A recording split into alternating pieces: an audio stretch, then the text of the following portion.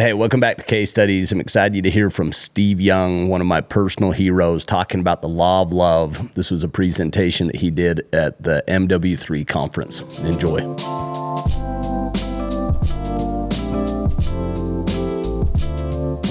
I do want to thank Casey and Dave and Kurt. They have a lot of energy around this, and I told my wife, "Where are you going?" "I'm going to a business conference," and I've done that before. And she goes, "What are you going to speak on?" I'm like, "Well, they asked me to speak on the law of love." She's like, "Really?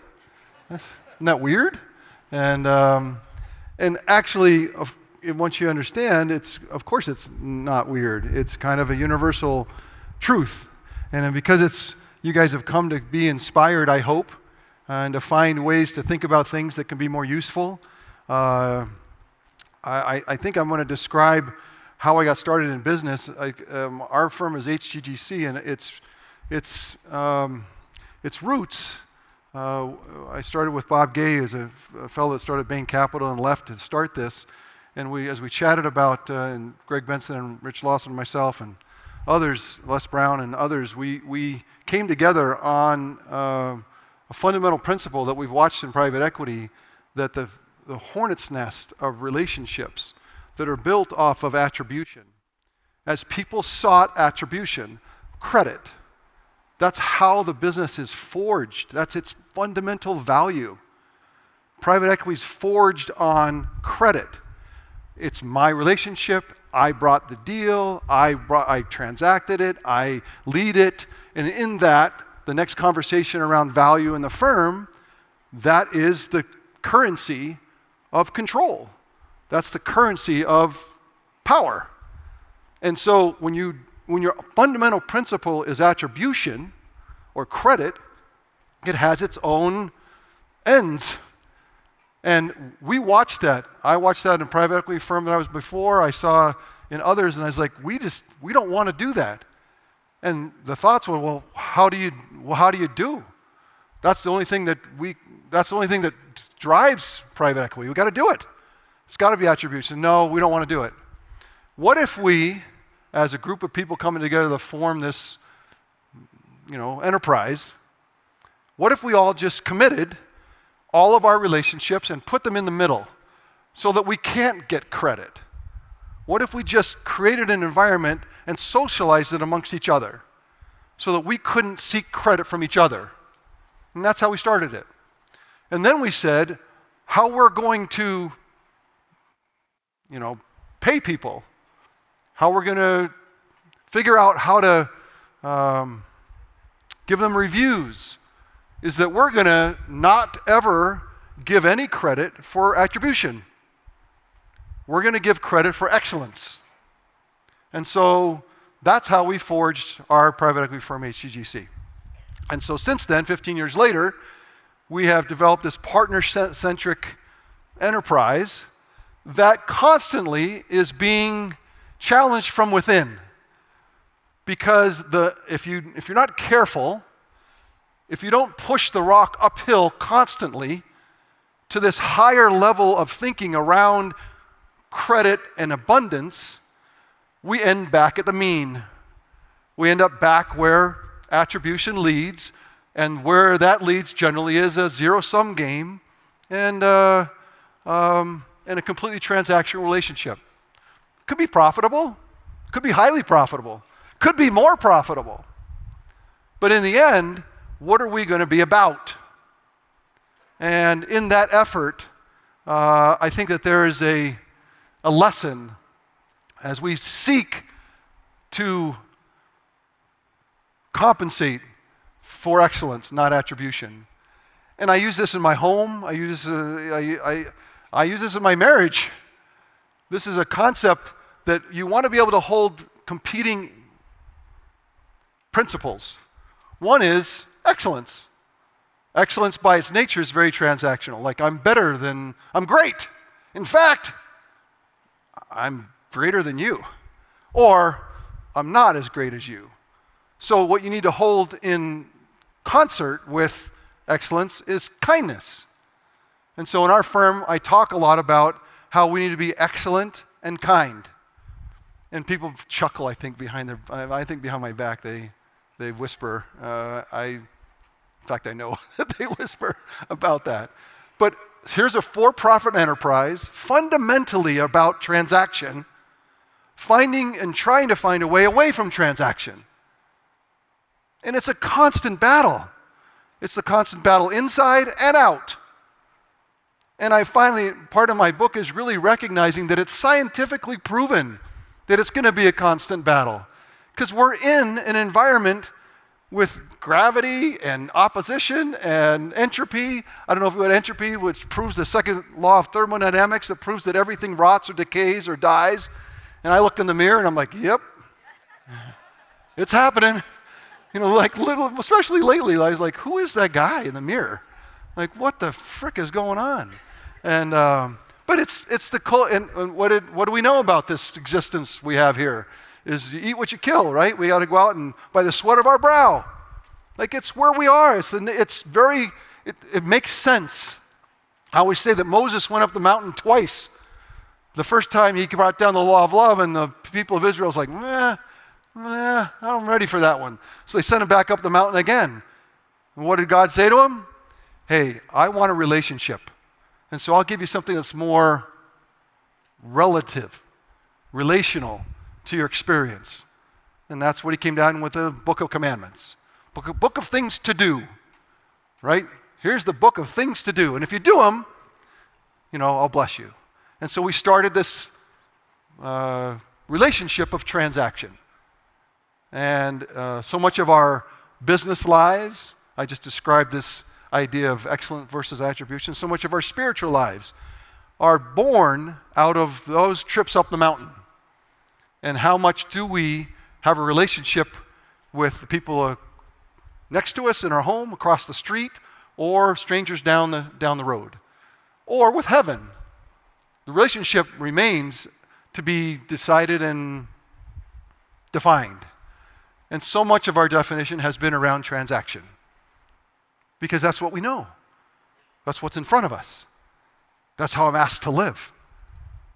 And it makes sense to us. It makes sense to me that if I'd be asked to do something, then I would get rewarded. Of course. But inevitably, there is a higher, holier work to do in business, in sports, in families, on the road. The other day I was in the left-hand lane. I was late. My wife had asked me to do something, and I hate to disappoint her because I do it a lot.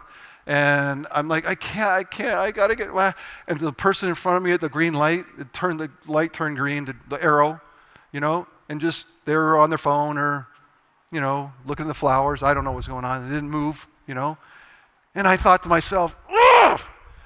And what do I want to do? Hit the horn, man, we gotta go.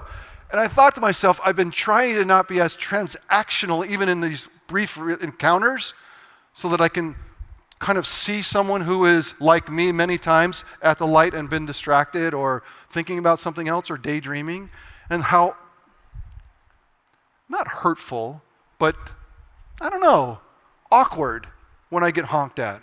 Like it makes me feel guilty. And I feel, I don't know. And then the relationship as we drive on together, as the person honked at me, I'm looking at them, we have this awkwardness, right? It's like an awkward life that we lead. And I don't want that to be. So what do I do? Just sit there? What if we just sat there the whole time? And through three lights? And that's the challenge. What I'm describing to you is an ongoing. And I use the idea of pushing a rock uphill, and I don't know, it's so dumb, but it's not, because if you don't push the rock uphill, what happens? It's going to go to the bottom, and that's where we end up, in attribution, in transaction. I mean, the ends of the transactional road are fundamentalism or perfectionism, or like those are the places that those roads lead to. And they're not places of abundance. They're not places of perpetuity. And as I age, the one thing that I so desire is perpetuity. Like, I want to be here. My kids, I started later, so I have a 14-year-old, a 16-year-old, a 20-year-old, and a 22-year-old. And as I look at that, I say to myself, I want to see them into the future. And so the idea of being around and being in an abundant experience has really kind of led me to, how do I live regardless of the fact that I'm not going to be here forever? What's the point? And I share with you a story, and you might have heard it before, and I apologize, but I'm using a different context. When I played in the NFL, one of my greatest, not enemies, but what do you call defensive football players? Yeah, clearly not the smartest group of people in the world, but by the things that they said to me on the field, I didn't understand. It seemed like a different language. And mother or something, I couldn't remember what it was. But something about my mom. But one of the greatest that ever played was a guy named Reggie White. Reggie was 6'8", 350. And when I say that size of a human being, he was not overweight. He was muscle and strength, and he could run.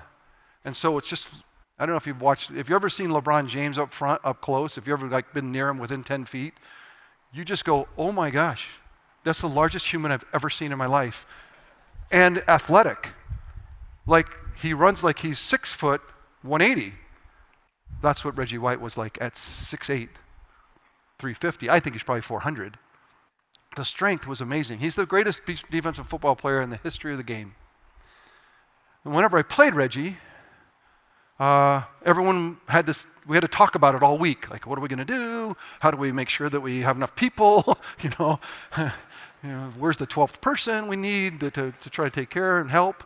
And that was always the conversation, because Reggie was the kind of guy that could literally at the line of scrimmage just take people and throw them, and move them around, and then I was down on the ground. And the other thing about Reggie is Reggie was loud.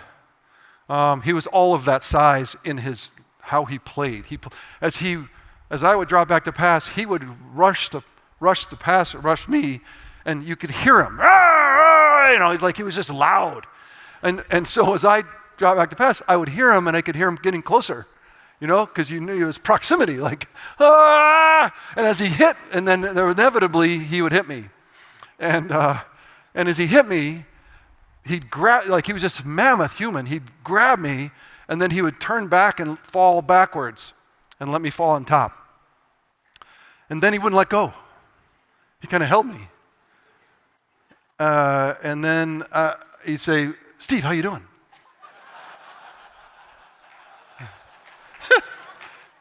Still remember, Reggie passed away of sleep apnea. It's so tragic, about 15 years ago. But just me saying the story makes me remember him very well. And he'd say, Steve, how you doing? I'm like, not so good. We had made friends as rookies. Well, actually, as our seniors in college, we went to a all-star game together. He was University of Tennessee, Baptist preacher. Here's this Mormon kid from, I guess LDI. I don't know how you say that, because back then I was Mormon, now I'm LDS. But so I don't know how to refer to that. So in the past, but and so we were just two peas in a pod. And my dad helped him find an agent, because my dad's a lawyer, and he'd help me, and so they got to be friends. And so he'd have me. And then a few plays later, he'd grab me again and pull me over on the back, and he'd like, how's your dad? And I'd be like, Reggie, let's talk after the game. I don't want to talk to you anymore, because I felt like he was trying to get to me so he could, because he hadn't seen me in a while, to catch up. He was sacking me to catch up. But the reason why I tell you this story is that you've got to understand what it was like to be on the football field in front of 80,000 people. You've got to understand the adrenaline and the money that's paid to the individuals to get a job done. So the intensity would always grow as the game went on, especially as it was more important. And so as that intensity and all of the, all of the emotion that comes into that, 99% of the people I played against, even if I was friendly with them, forgot that. It's too much. The adrenaline was too much. The moment was too much. It's just human beings can't be in that adrenaline-filled, competitive environment and remember something else. And I totally understood it. His life was a part of it too. But Reggie somehow was able to be in this incredibly intense environment and could still have in his mind that that's my friend. It didn't change his job. I still went down. Still beat me. You know what I mean? But he did it as a friend. And I think that that's the athleticism. If we're going to live in a world where the rock runs down to the bottom of the hill, and we're going to try to continually, push it up to something higher and holier, that we would understand why it's so taxing.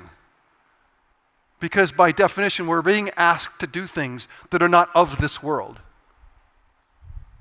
There is a higher, holier work to do, and it's called love. And it's selfless love. By its nature and definition, it has to be without self. And that is so difficult. I live in this entropic world, and it's so hard to leave myself and all of the transactions that I have going in every direction, especially with heaven, because I have a super profitable relationship with heaven, because I have done a lot of good. And because of that, I've got a lot of credit. And so I feel super good about that. So don't disrupt me in my efforts. So many times in my Sunday school class, people would say to me as I describe this, and they say, Brother Young, I do not appreciate what you're talking about. I'm 87 years old, and I've been at this a long time, and I've been doing good. And so what you're saying is disruptive. And I don't want to lose the sense of sacredness of what I've been doing. And I would say back, you lose nothing that's sacred that you've done in the name of another's healing, another's goodness, another's health, your own health or well-being. It's all sacred. What I'm describing is something that now the rock won't run downhill. It'll actually theoretically run uphill with you. But it's not of here. And so I think about Reggie and that ability to be athletic in the environment that we live, that we can be humans and we can seek abundance. We can find that place where every conversation, even rancorous ones. In my book, I talk about an experience a woman had in an acrimonious divorce. And and it was acrimonious. It was arguing, and it was every time they got together, it was devolved, blaming, and terror. It was just terrible, as she described it. And she hated it. It taxed her. She's like, how did I get here? How did my life end up like this? And why am I so torn and beaten and battered? I mean, she said she started to seek inspiration in some way to make it not so painful.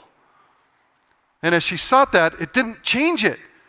As the divorce went on and they said the final thing to the lawyers when they were gonna, kind of sign everything. And she's like, we've got to find a way to make some peace.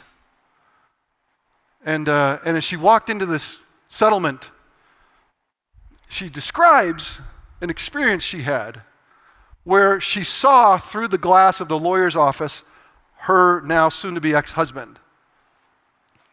And she was overcome. The way she described it, I was transfigured. All of a sudden, something weird happened. And I saw him through the glass. And suddenly I saw him and loved him in a way that I had never thought of before. And in this feeling that I had, I wept. And so I left the building to go, whatever this was happening to me, I went outside and kind of gathered myself. And she chuckles and it went away. And I went in and we signed and we've been divorced for many, many years. But it changed how I saw him. It changed me. And it changed me in a way that made me able to now find peace. And I could start to heal. And it's in that healing and in that ironic cycle of seeking a healing spirit for someone else that opens the door for the healing to come to you in a more fruitful way. People always say self-help. Well, Steve, what about all the self-help books and all the good? There is a lot of good and a lot of self-help out there for a purpose. And you can author that and you can get better. But I'm describing a way that you can find the full measure of your perpetual spirit. I believe we have a durable spirit inside of us.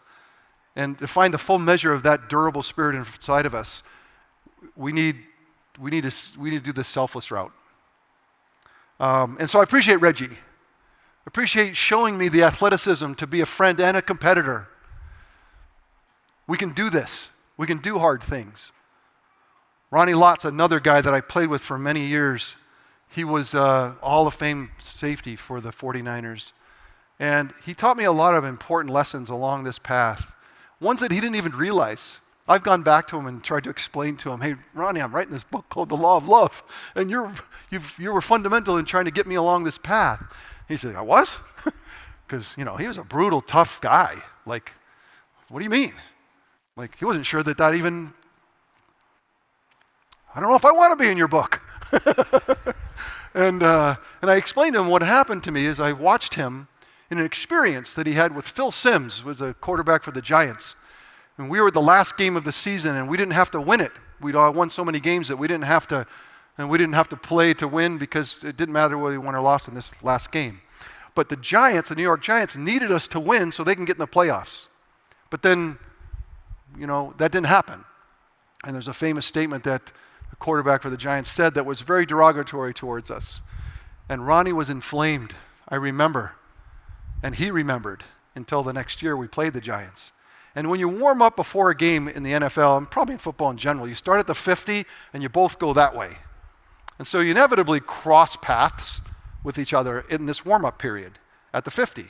And as we started to warm up, Ronnie went right for Phil and straight over to him. And usually in these heightened, intense situations, things get dicey, right? Everyone kind of, everyone kind of wrestles and it's weird.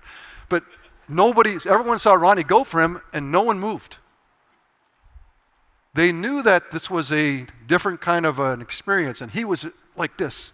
And Ronnie was, and Phil was just taking it all in. And then that was it, separated. And later I asked Ronnie, what? Why were you, I know you're upset with him, but what did you say? He said, Steve, he doesn't understand that this is sacred space. When you come on this field, it is a sacred experience because there's going to be a winner and there's going to be a loser. And if we don't respect growing out of both sides of that experience, we have left on the table fruits that can make us better. And when somebody disrespects that, we need to stop it. And in this team, you've noticed, and it was true, we didn't deride the other team. We weren't trash talkers. We weren't. 49ers for 20 years, we weren't that way. And I think it was because of the spirit that Ronnie brought to the competition. Think of what competition is. It's the ultimate transactional experience. By the end of the 3 hours, there's going to be a score up there, and there's going to be a winner and a loser. And if you're not careful, in the environment we have that's very transactional, we make that and amplify that, right? You're a winner and all the things that go with it. And you're a loser and all the things that go with it. And what gets left on the table unused and abandoned? The very abundance that can make competition actually worthwhile. Can find the best parts of it. 4 words I'm going to share with you. I don't know if long-suffering is one word. Is it one word? For today, it's 1 word.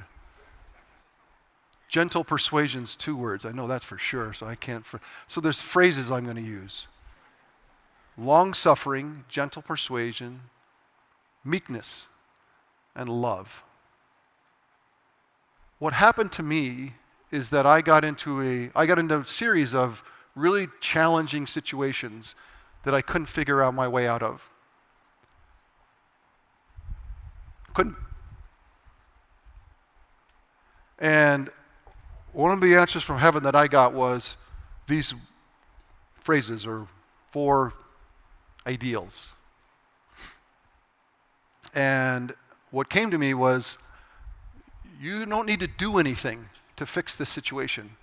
You need to be things. Stop doing things. I can see that you're willing to do anything. I get that. I don't want you to do anything anymore. I want you to be something. I want you to be these words. I want you to find the language around these words. What would be the language? If I was going to be long-suffering, what would be the language that I would use in being that thing and that quality?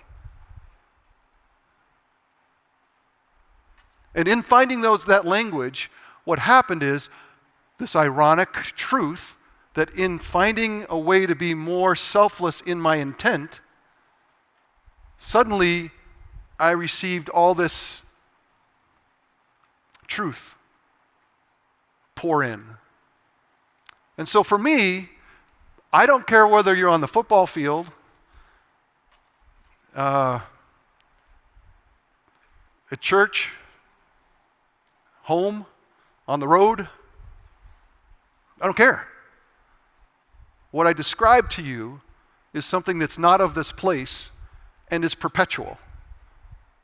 And if there is a perpetual place for my durable spirit, that's what governs it. And if that's what governs it, and that's what heaven seeks, then I'm for that. I'm in. But yet, here I am, still stuck in this transactional world.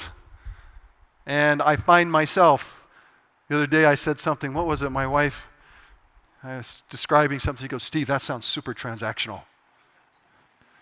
I'm like, oh yeah, you're right. She's my guide, because she's the one that got me started on this. It was her reflexive love of LGBTQ people that got me started on how better to see the people around me and how to find that seeing in a more powerful way. And when you start to see others rather than just what they can do for you or what transaction you can kind of create in a sacred, maybe profitable way, there's something really beautiful and powerful. And so I find myself in these weird spots where I wrote a book. I told Laurel and Sherry at Desert Book I didn't want to put my name on it because it seemed weird. Because if there's a perpetual law in perpetual places in this universe, or in the universes in the world, and out in space, as you see, the telescope came back with some pictures recently about like the depths and breadths of space. It's just amazing. If there is a perpetual law, then there's a perpetual place. I was in a conversation with an atheist friend of mine, dear friend. We got talking about these concepts, and I said, yeah, I know that this is not a perpetual place where we live. But what if in the universe there is one? Kind of scientifically, what if there was a perpetual law that allowed for perpetual experience? Wouldn't that be cool? He thought about it, and he goes, yeah, that would be cool. And I think that's what I'm proposing. I'm proposing a perpetual law for a perpetual place that's not of this place. And I know that by taking it in here, it becomes a very, very powerful change agent for me as a person, for those around me, and how I deal with other humans. There's a superpower in it. And I consistently find myself in more and more complex situations where I think this is where it breaks. I don't think this actually works everywhere. And then I'm proven wrong. I'm proven again. that this is the headwaters. And I always say the law of love is undefeated forever. And so I appreciate the chance to do these awkward meetings where I don't get a chance to speak with you. There's 4 or 5, maybe 10 people that I've walked in and rubbed shoulders with as I got to this stage who have said to me, Steve, thank you for this book.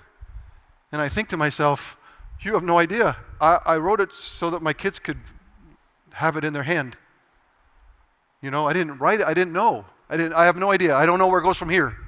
But I know for me, let me share this with you. I was on with LDS missionaries recently that are returned missionaries, and they're trying to find their next steps. And we had a meeting. I was speaking to them, and afterwards we asked some questions. And one of the fellows said, "Well, Steve, this is easy for you because." He didn't mean to offend me because you're on the other side of things. You know what I mean? Like, you've already accomplished a lot. What he's trying to say, you're super old, right? But you've already accomplished a lot. You've already done a lot, and you've already made your mark, and you have legacy.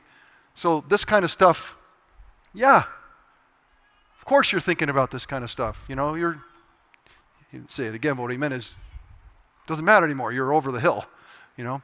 But I'm 22, and I don't know that I'm ever going to have a legacy. I don't know that I'm ever going to do anything special. I don't really think that I'm going to be able to see the things the way you do. And I thought to myself, you've completely missed my point. Because I think about legacy now so differently. My legacy is the healing that I can bring at work and on the road, at home. What can I do? How can I bring a healing spirit to others around me, and in that healing spirit see them in a way that I never thought about? It's completely transformed my marriage. My marriage was great. My marriage was going to go for a long time. But I can actually see perpetuity in that relationship. I think we can see.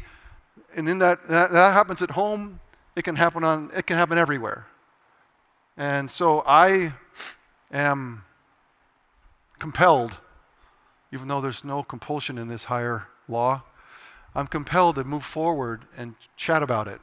And so in the 10 people that talked to me walking in, all I wanted to do was stop and talk to them about how are you feeling about it? How do you, I'm on the road with you. We're just fellow journeyers kind of walking along. And that's what I really want you to think about me. I'm just walking along with you, and this is my best effort to pay it forward. And so if you see me out in the street, anywhere, please let me know that we were together. And, I don't know, we'll have a secret word, like Reggie White. I'll do that, Reggie.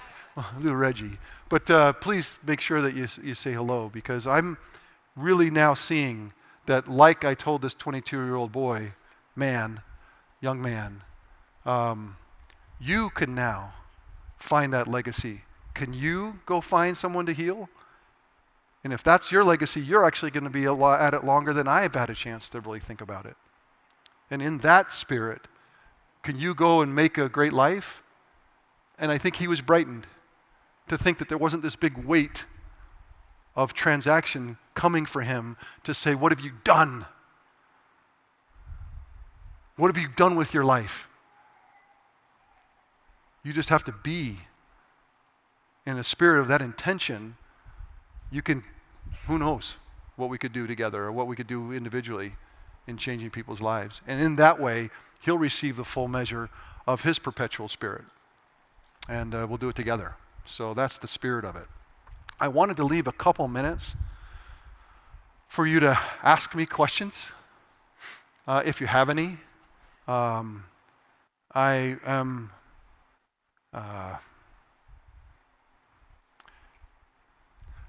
be honest with you, I haven't spoken to this many people about this topic before, so I'm not sure how to do this. But if you have a question, I think you just scream it out, and something that's come to your mind. You can tell that I am ongoing working on this daily in all those aspects I just described to you. I am not a finished product. If you found out, hey, Steve, I saw you the other day and you seem super transactional, I'd be like, yeah, sorry about that. Working on that together, you know. So just trust me on that. We're kind of working together on how to move forward. But I want to open it up. Otherwise, we can just go to lunch. But anyone have a question for me that could be useful? Thoughtful? Did I honk did I honk? It was a man at the light. I didn't honk. It was hard not to. I just waited the extra 3.5 seconds probably. And you know what? We left friends. Right? Now, if there was someone crossing the road and she was going to hit him, I would honk, right? Really loud. So anyway, I felt some peace in it, and I still got home on time. And so that one is a good story. There are plenty in the back of the book that you got given today. There's an email address to you to just, when you're done with the book, email me and tell me how you're feeling. And the emails that I've received are the knee buckling in their truth, and how people have taken it in, and how it's freed, the pain, and it's the promises of perpetual places. Is there'll be peace, and you won't have the pain and the agony and you can see that starting to happen. So yeah, any other questions? Yes.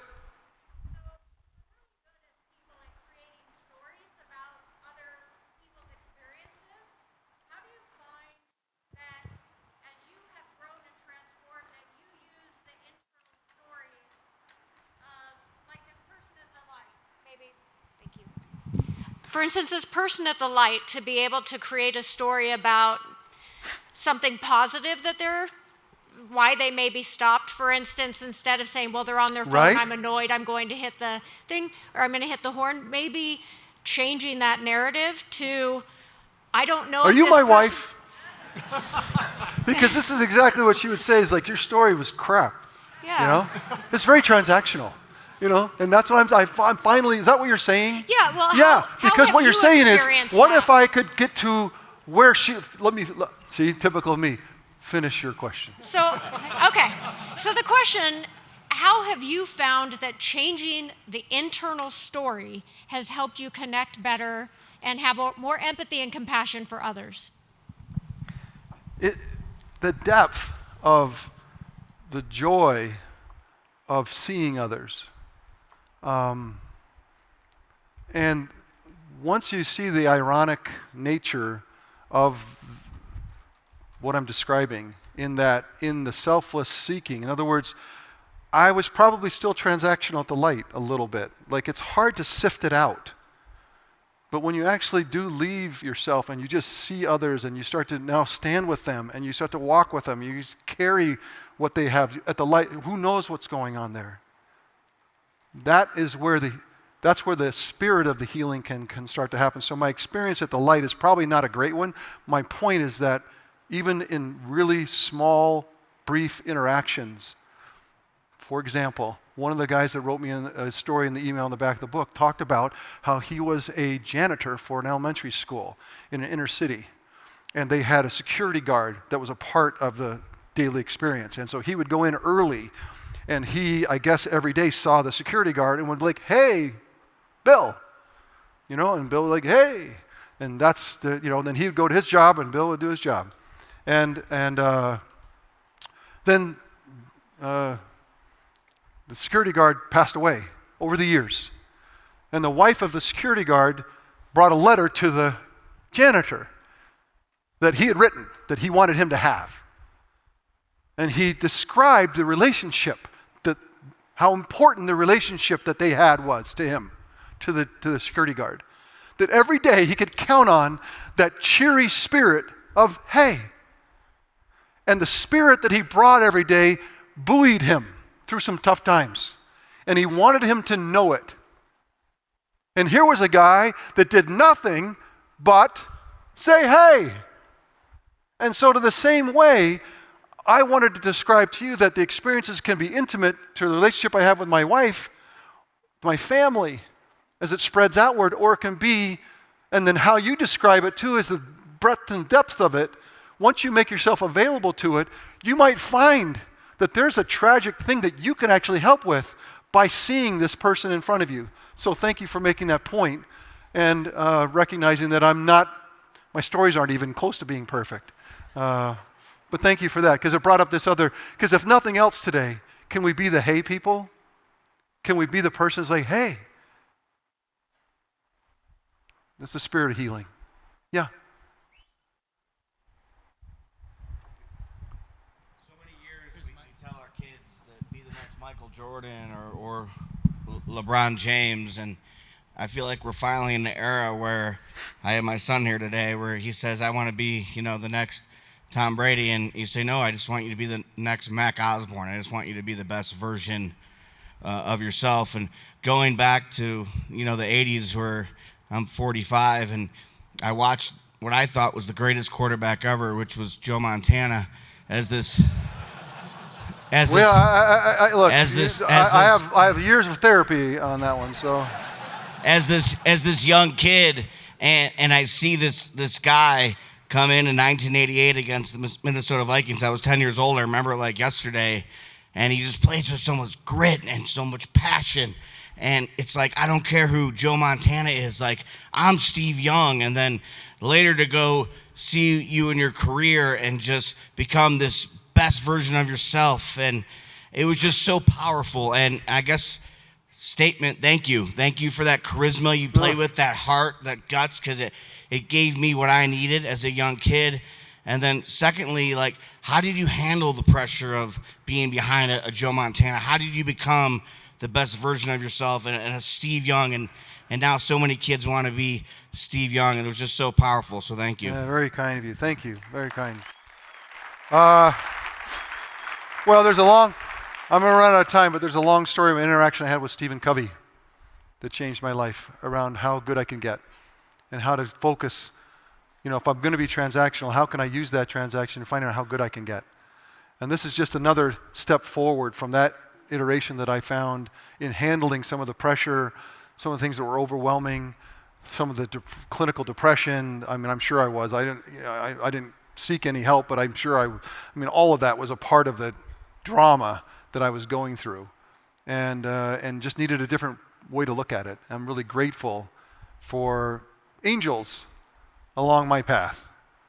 I've had a lot, and I think we all hopefully have plenty that can be there to kind of redirect us when things are tough, especially, but maybe when things aren't so tough, to help you kind of guide you with fundamental principles, fundamental values, fundamental things that are going to, and people always say, okay, Steve, law of love, what do I do? It happens all the time, like, no, do. Be, right? It's an intent. It's an intent in the relationships and how you seek others, how you see them, and how you see yourself. And then how does that language change? There's transactional language. I hear it all the time. I hear it from myself. You can hear it a mile away once you focus on it. Doesn't mean it's bad. Just doesn't mean. Remember, Moses went up the mountain twice. God blessed both trips.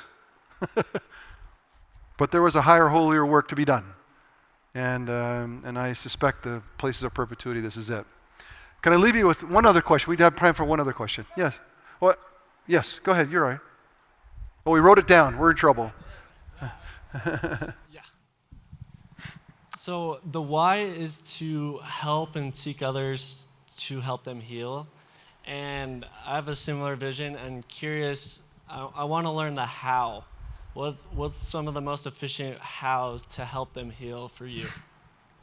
I would take fundamentally the way that I started on this path in these 4 power words of long-suffering, gentle persuasion, meekness, and love. And I would start to find the language for those states of being. And then watch your language, watch your interactions, watch, just pay attention. And you'll catch yourself, like I do all the time, like, oh my gosh, I'm of this place again. How do I raise up? How do I get to a higher plane? Higher. That's a weird thing to say. How can I be more healing?